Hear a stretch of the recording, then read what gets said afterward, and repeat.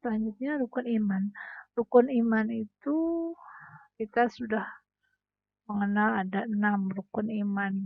Tapi Ibu tidak menanyakan hafalan rukun iman ini. Tapi bagaimana cara memahami rukun iman?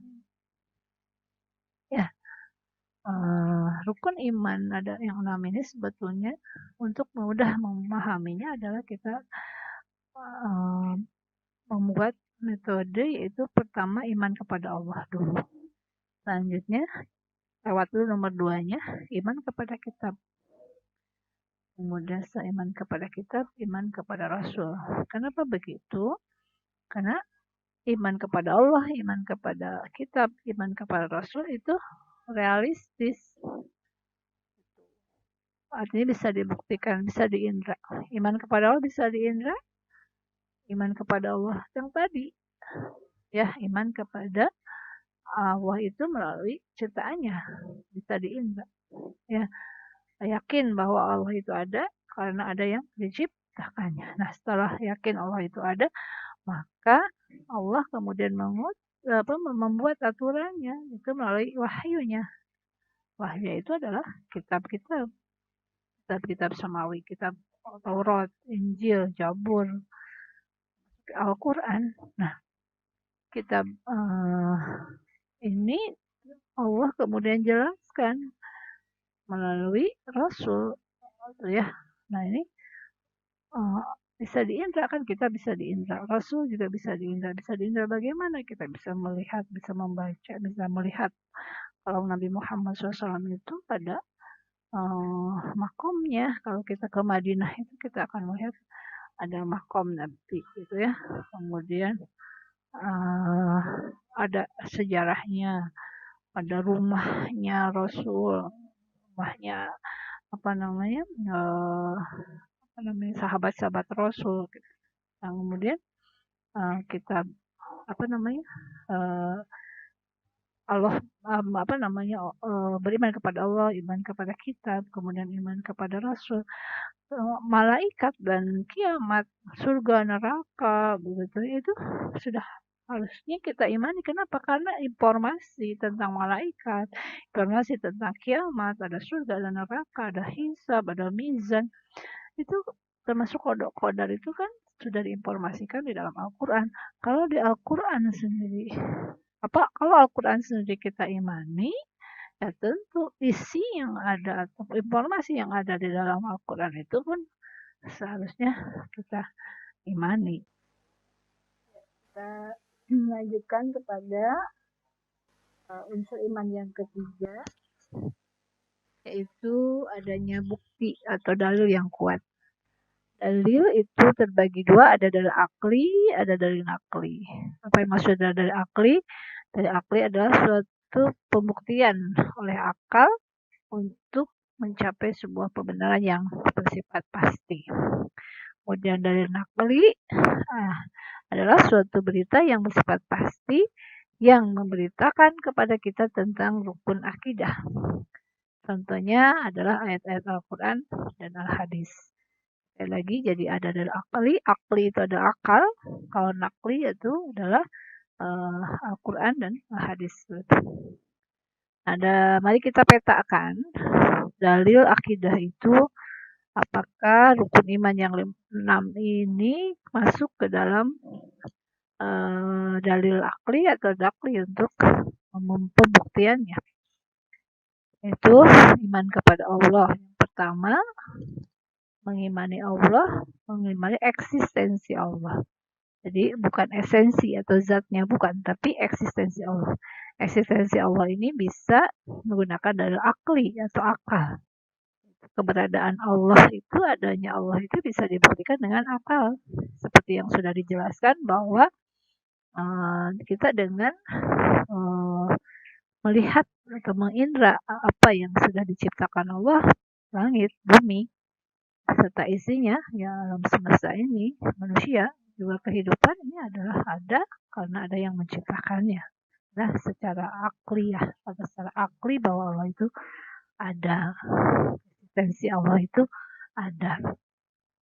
Sedangkan sifat Allah kita gunakan gitu ya, dalil nakli. akli itu berdasarkan Al-Quran, ya, tentang Allah Maha Kuasa. Innallaha ala kulli syai'in qadir. Sebenarnya Al-Quran tuh banyak, ya. Sifat Allah atau nama-nama Allah itu ada di dalam Al-Quran, berarti pakai dalil nakli. Malaikat itu dengan dalil nakli juga, karena seperti yang dijelaskan tadi bahwa malaikat itu tidak bisa diindra, gitu. Hanya kita bisa menggunakan dalil nakli yaitu Al-Quran, bahwa informasi tentang malaikat kita mendapatnya dari Al-Quran. Ya, yang ketiga adalah kitab. Kitab itu Al-Quran dari Allah, itu bisa dari akli, seperti tadi dijelaskan bahwa Al-Quran bisa diindra, gitu ya, bisa diraba, bisa dibaca, gitu ya, bisa dipelajari. Nah, kemudian kitab-kitab lainnya itu kita gunakan dalil nakli. Kenapa? Karena informasi tentang kitab-kitab terdahulu pun diinformasikan di dalam Al-Quran. Rasul, ya, Muhammad Rasulullah SAW itu pakai dalil akli. Dalil akli kenapa? Karena bisa diindra kehidupannya Rasul melalui sejarah, atau bisa dilihat, gitu ya. Kalau kita ke Madinah, kamu tadi kita melihat jejak-jejak Rasul, di situ ada makomnya Rasul, kemudian ada Masjid Nabawi yang dimana Rasul di sana sholat berjamaah dengan sahabat, begitu ya, dan termasuk juga tempat-tempat bersejarah lain yang bisa dijadikan atau dipaktai, gitu ya, diindra, gitu ya, melalui akal, membenarkan dengan akal itu. Sedangkan rasul-rasul yang lain itu kita mendapatkan informasinya dari Al-Quran, maka gunakanlah dari nakli. Hari kiamat juga ini adalah menggunakan dalil nakli, karena hari kiamat tidak bisa diindra.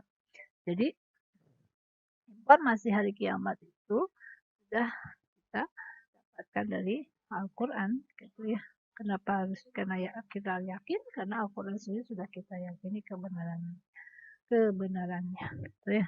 Qadar dan qadar itu bisa menggunakan dalil akli, gitu ya. Nah, ini lebih nanti kepada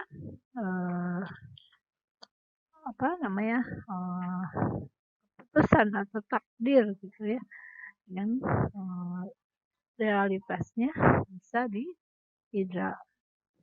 Ya, selanjutnya ini adalah bukti keberadaan dan kebesaran Allah, kita bisa melihat, ya. Kemudian dalil akli iman kepada Allah itu adalah apakah Allah menciptakan zatnya sendiri, kemudian apakah zat Allah diciptakan oleh yang lain, apakah Allah itu ajali. Maka jawabannya bisa dilihat di sini, bahwa apakah Allah itu menciptakan zatnya sendiri? Allah tidak menciptakan zatnya sendiri. Kemudian apakah zat Allah diciptakan oleh orang lain? Zat Allah tidak diciptakan oleh yang lain. Apakah Allah itu ajali, maha awal, maha akhir, zatnya tidak diciptakan oleh siapapun? Dan jawabannya iya, Allah itu ajali. Bukti Allah itu adanya alam semesta, manusia dan kehidupan. Sebagai makhluk meniscayakan adanya Sang Khalik, yaitu Allah Subhanahu wa taala. Ya, hukum alam tunduk pada hukum Allah, ya. Seperti gaya gravitasi, gaya listrik, reaksi-reaksi kimia, gelombang elektromagnetik, biologi, genetika, teori peluang dan sebagainya, itu adalah hukum alam. Dan semuanya tunduk pada hukum Allah. Yang selanjutnya ada dalil akli, kebenaran Al-Quran. Ada 3 kemungkinan asal Al-Quran. Ya, apakah Al-Quran itu buatan orang Arab? Ya, ini secara akal kita pikirkan. Apakah buatan Muhammad dan Muhammad SAW atau wahyu Allah Subhanahu wa taala? Ya. Dulu pernah Ibu mendapati mahasiswa yang bertanya. Jadi pertanyaannya luar biasa menurut Ibu. Entah mahasiswa itu mencoba Ibu sebagai dosen, atau dia memang tidak tahu, tidak paham, ya, pertanyaannya apa. Ibu Apa ibu yakin Tuhan ibu Allah? Katanya. Gak tahu ibu dibohongi Nabi Muhammad. Seperti itu pertanyaannya. Ini luar biasa. Ya, pada saat itu ibu hanya menanggapinya dengan mengangkat 2 jempol ibu. Kenapa mahasiswa itu mungkin ya husnuzon saja, dia tidak mengerti. Nah, sebetulnya secara akal kita bisa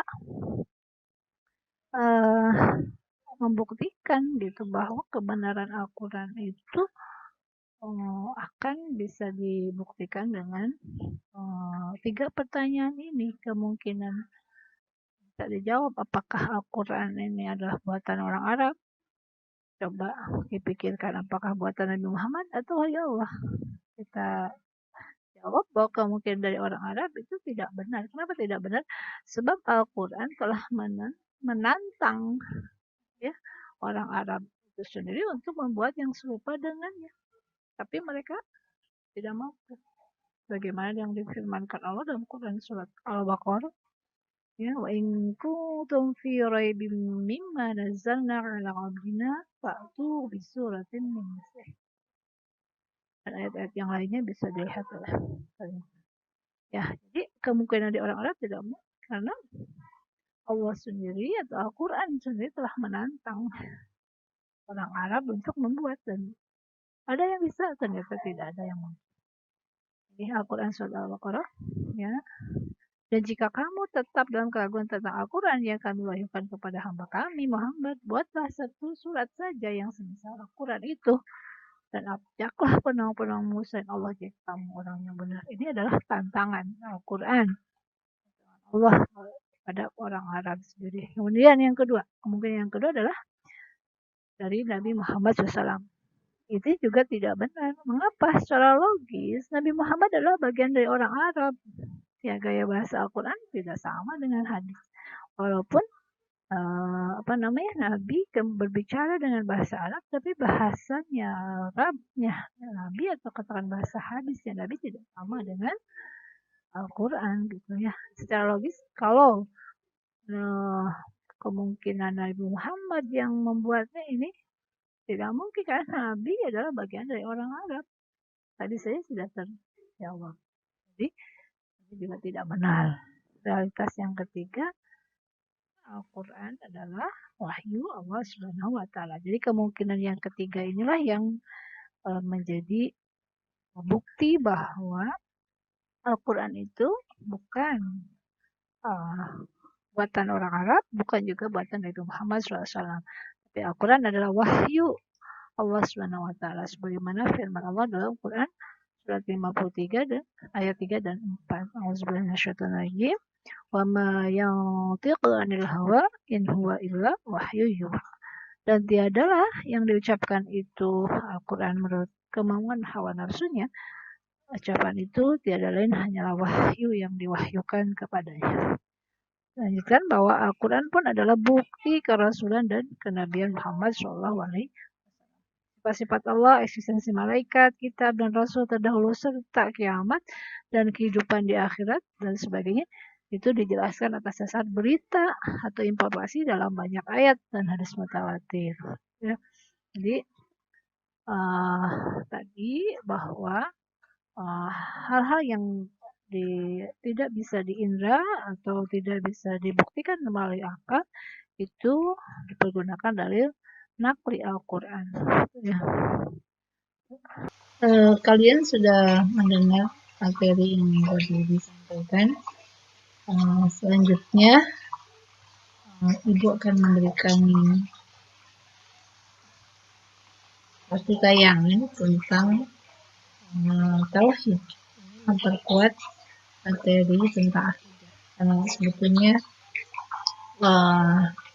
produk dari tauhid adalah keimanan atau tadi akidah.